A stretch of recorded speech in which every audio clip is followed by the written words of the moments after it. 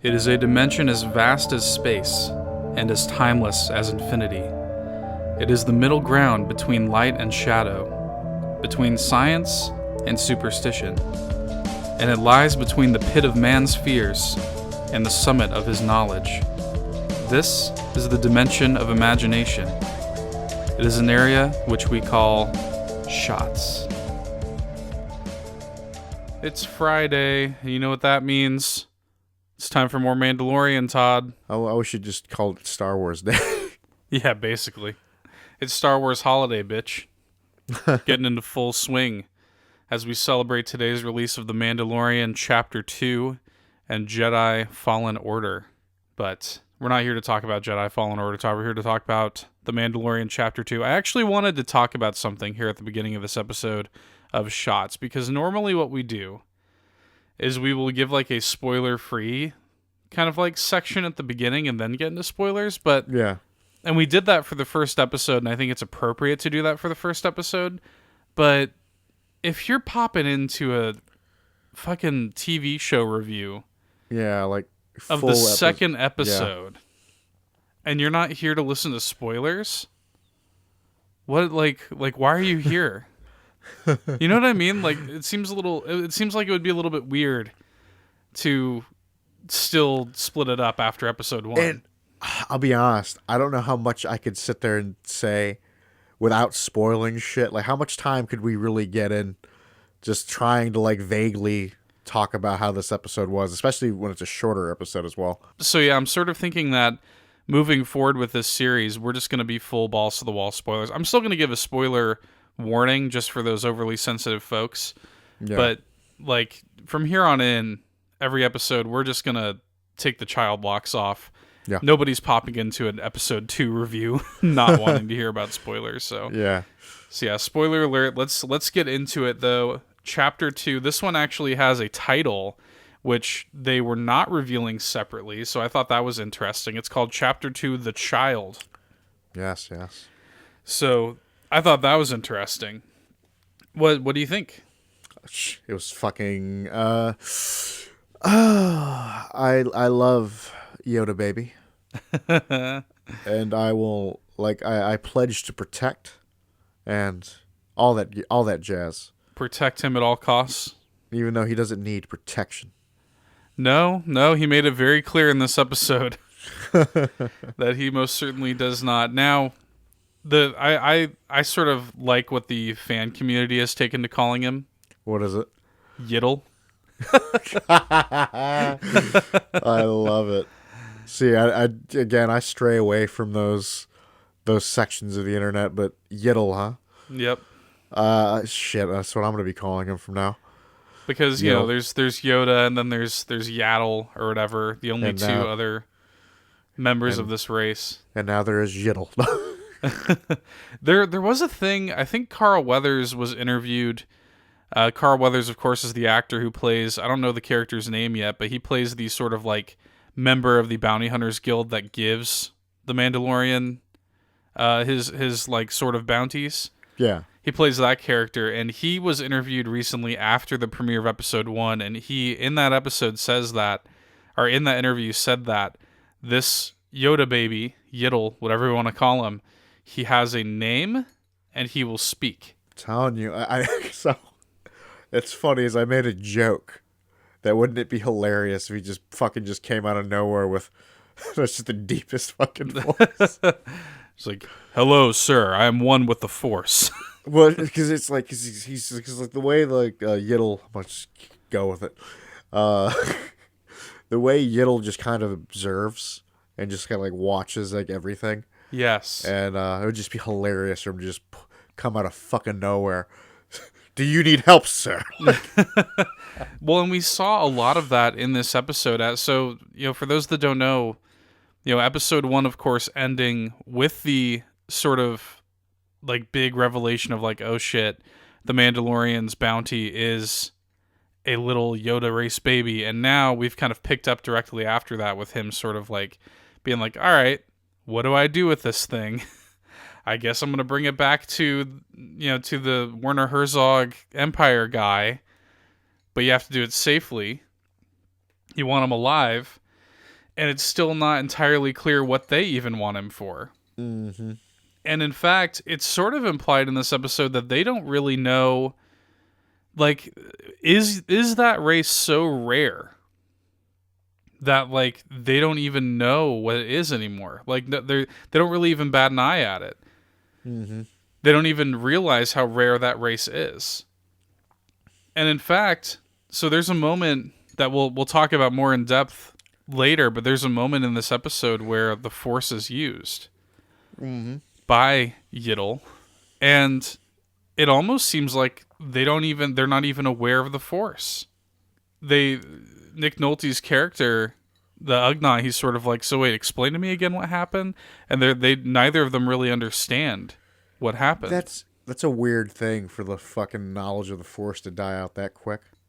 That's what I'm saying. So, but I mean, that is weird. That is weird. My sort of thought process on that is I don't even know if it's so much of that or like outside of. You think about it this way: what happened with like the just straight culling of the Jedi, and with the Clone Wars and Order 66 and all of that, the Empire has done everything they can to completely eradicate all knowledge of Jedi, the Force. It's all just fucking, gobbledygook at this point, right? It's all sorcery and magic and bullshit. Well, it's like, basically, it's even like Han Solo says in A New Hope, right? Like hokey religions and ancient, like that's not his thing. They see that as like the Jedi are like if like how we view like Amish or something, like the Amish are magical beings. Just talking shit. Just completely like out there, like oh really? There are people who still do that, in this day and age. So yeah, they're so far removed in this world from the Force. I think that sort of establishes that they don't even know what the fuck happened, and they don't even know like Yoda's race whatsoever. And there have been some eagle-eyed fans out there that have kind of pointed to a few things vis-a-vis their intentions with this little guy. Apparently, I think my dad was actually just telling me about it. Is one of the scientists or one of the client or whatever? Yes. Has like a Camino badge or some shit. He has got a patch on his right shoulder that is a patch of the Kaminoan cloning facility. Yeah, so that is a little interesting.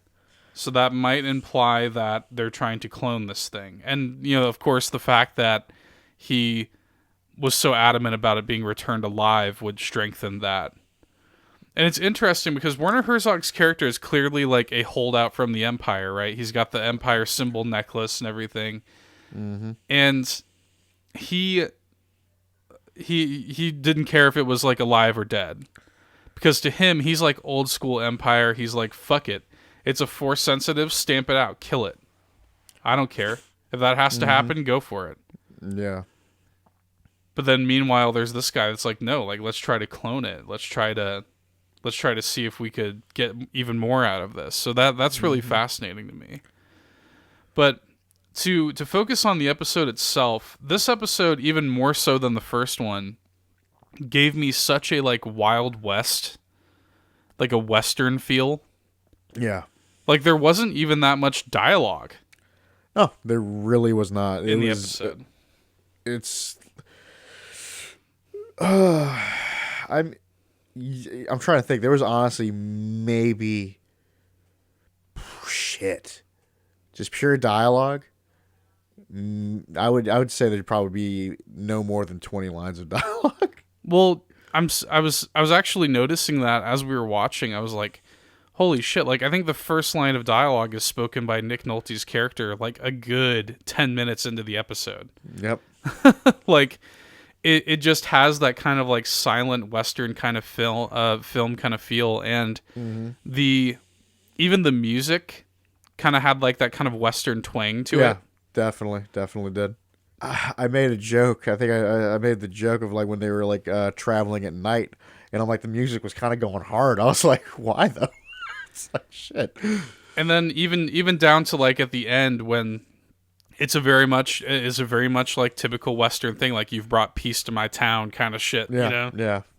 So You've brought peace to the valley. pretty much, and it just definitely feels, this episode definitely felt like a Western, like straight up. Yeah. So the structure of it, let's I guess just lay out the structure of it bare bones. We pick up from episode 1, we get Yiddle, we go back to the Mandalorian ship, and we realize, oh shit, there's a bunch of Jawas here that are scrapping his ship. Now, when we say scrap, they scrap the ever living shit It out is of that ship. it is not, it does not fly. It is in shambles. They took his damn guns. They took his weapons. Like this shit is like picked clean. They are vultures, right? Mm-hmm. So he chases them down unsuccessfully. Big set piece chase scene, which was really cool. Yeah, it was solid. Really cool set piece. And then afterwards, he's like, "Well, shit. Like, I guess the only person I know on wherever the fuck this is Nick Nolte's character, the Ugnaught character from episode 1." Mm-hmm. And the character has a name. I don't think they've said it in the show yet. It's like Q-Il or something like that. But anyway, he approaches him and he's like, "Yo, like, Jawas fucked my ship up. Like, I need to find a way to get out of here." And he's like, "Okay, well, like, let's go talk to them and try to get your salvage back." And they approach the Jawas, and the Jawas say, like, the only thing they'll accept in return. They kind of go through a few things. They're like, "Can we have Yiddle?" Basically.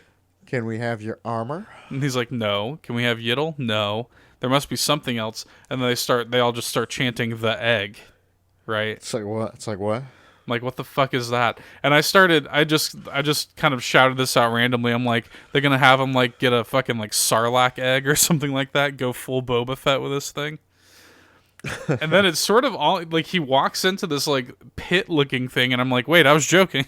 Yeah, it's like as soon as I saw like the pit, I'm like, what are they about? I made the joke. I made the joke myself. I'm like, what are they about to Sarlacc his ass right now? Yeah, but then so the pit has a cave in it, and then it becomes very clear that I had so many things like rushing through my mind as he entered the cave, and then you get that classic shot where it's just the eyeball opening, right? Yep, and you realize, oh course. shit, there's a big thing in here, and I was like, is it going to be a Rancor? You know, but Ooh, fuck, a Rancor would have been cool. yeah, but no, it was this, to my mind, as far as I know, a new alien beast, like a rhino sort of thing. It reminded me of that fucking thing from episode. What movie was that? Was it Clone Wars? Attack of the Clone? Yeah, You know what I'm talking about? yeah, I know what you're talking about. Yeah, Yeah, I Reminded could me see of that. it. A little bit. It's like, I think it's definitely way bigger. It's way bigger, and it's like woolly. It's like a woolly rhino kind of thing. Yeah. And anyway, so it then becomes the quote unquote pit becomes an arena essentially, where it's him versus this thing, and he's just getting his silly little ass whooped to the point where he actually kind of just accepts defeat. And in a way, yes, because it's like it was kind of like that last stand, like with the knife. Well, this is a classic Mandalorian thing where it's like, okay, I won't give up, but all of my weapons are gone. All I have is my knife. All I have is like my boot knife, basically. Yep. And all he could do was sit there, kneel with the knife out as this thing was about to charge at him, close his eyes, and just wait for the end, basically. Yeah, there was a couple moments in that fight where I was kind of like just visibly like, oof. Oof. Well, yeah, he was just getting fucking and that's something that I appreciate about this show is like the Mandalorian gets his ass whooped in this episode. But I still think like even in the fight, it still shows him he's competent. It's just he ain't like fucking invincible. He's extremely competent, but he's human.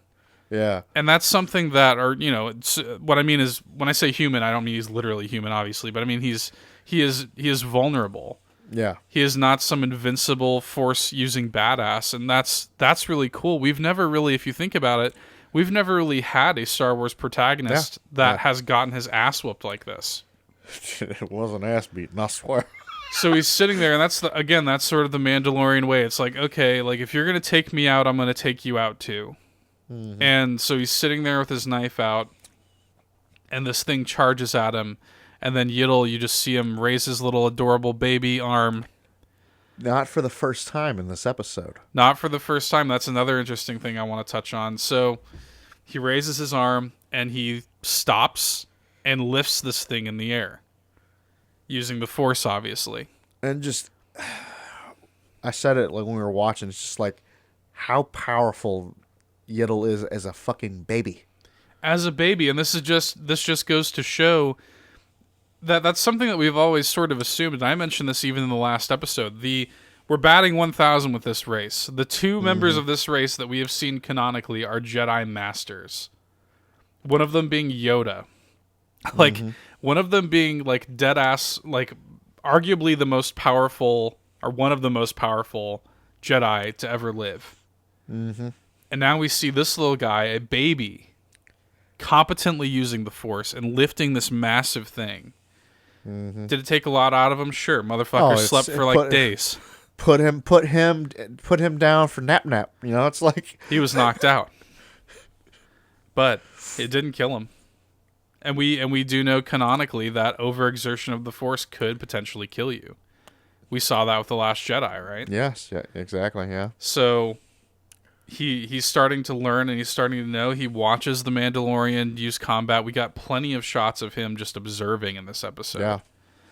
And then we got that moment like you were talking about where the Mandalorian was nursing one of his wounds. It to me, it's like, was he about to just like heal his ass or some shit? I think so. And this is an interesting thing for me, knowing a bunch of leaks and rumors about the Rise of Skywalker, because I don't want to get into this in this episode, but because I don't want to potentially spoil this for anybody, but it's interesting that they're bringing in Force healing ahead of the Rise of Skywalker. It's interesting that they're bringing that into canon. Yeah. And letting people see what that's like. You know, speaking of things that need to be in more things. Force speed. Where's Force speed? I want to see Yoda baby use Force speed. God, you know, it should be hilarious. Oh, God. But, so yeah, and then, you know, they bring the, so Yiddle helps him kill this rhino thing. He retrieves this gross, furry egg that he brings to the Jawas. And they just, begins just a disgusting scene. It's a disturbing scene, just the way it's shot. Yeah, the speed with which they just cut this thing open and go to town. You know what it reminded me of? I don't know why, but you know the scene from Shaun of the Dead where they grip into some dude's like that motherfucker's stomach? It's like it really reminded me of that for some reason. It reminded me. I'm sitting. I'm like, is this Tubby Custard? Tubby Custard. It was not good, dude. They were just going in on that egg. It was gross. It's like, oh god, that's disturbing. But they get his scrap back. He and Nick Nolte's character repair the ship. One thing that I did find interesting, I really like this Ugnaught dude, Creel or whatever his name is. I like him a lot. Not just because he's like funny with the I have spoken catchphrase and stuff. Yeah. But he's so fascinating because there's a moment at the end of this episode where the Mandalorian's like, dude, like you've helped me so much, let me pay you. And he's like, no, like you're my guest. You are my guest. Yeah. He's like, you're my guest. I'm not going to accept payment. He's like, I could use you on my ship. Like, you'd be an amazing crew member. And he's like, no, I was in servitude my entire life. I'm out here to be free. Mm-hmm. And it's so cool because, like, that is every time you see an Ugnaught in Star Wars canon, like, what are they doing? They're always slaves. Yeah. They're always servants. They're always engineers and stuff like that. Like, you never just see a free-thinking Ugnaught out on their own like this. He's a really fucking cool character. I really like him a lot. He's a total highlight for me of the show. I have spoken. Yes.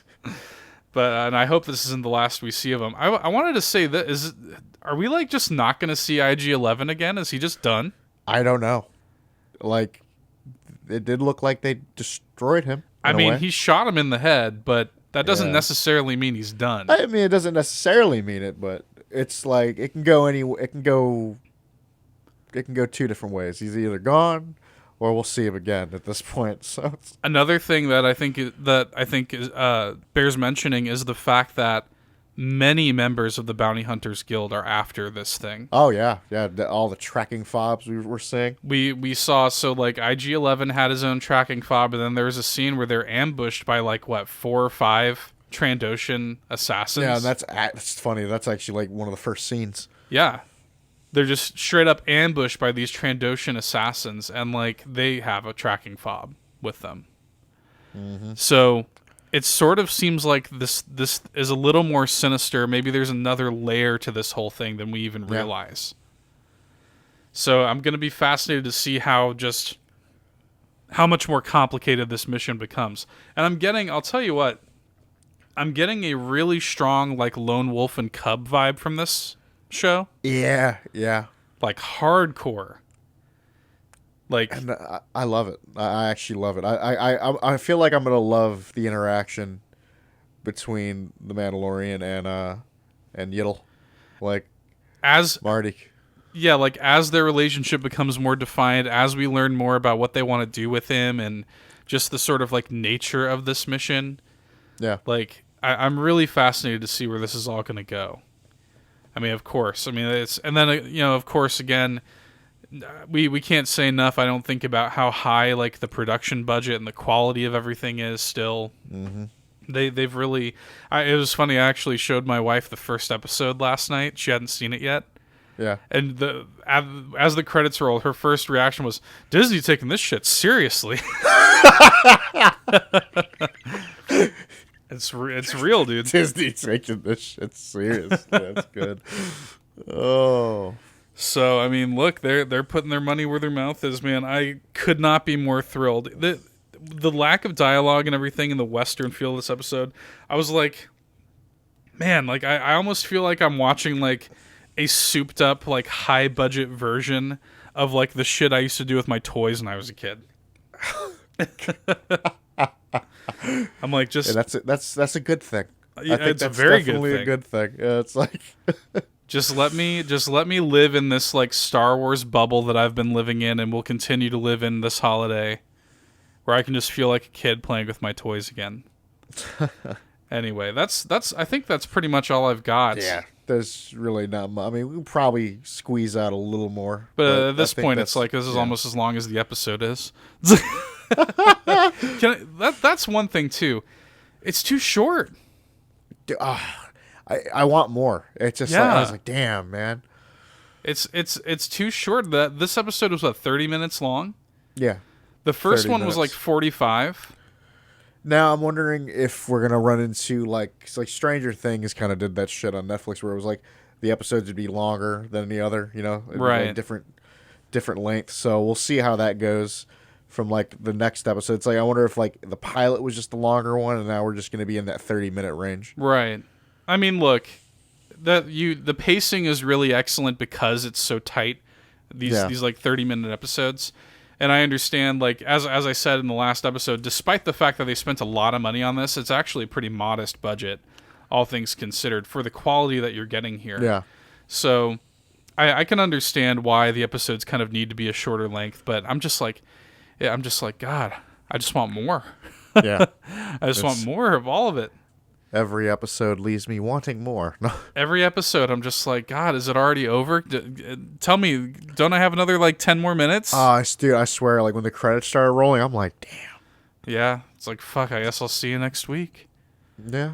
But again, look, if that's the major complaint, if the major complaint is I just want more of it, then we're in pretty good shape. Exactly. So, anyway, that's all I got, Todd. You got anything else you want to add before we wrap this up? That's about it, man. All right, folks. We will see you next week for Chapter 3. Bye. See ya. Hey there. Thanks for checking out another fantastic Nerd Bourbon video. If you like what you saw and you want to see more, be sure to go ahead and subscribe, leave us a like, drop us a nice comment, or I guess a mean one if that's your prerogative. But until next time, get dunked on.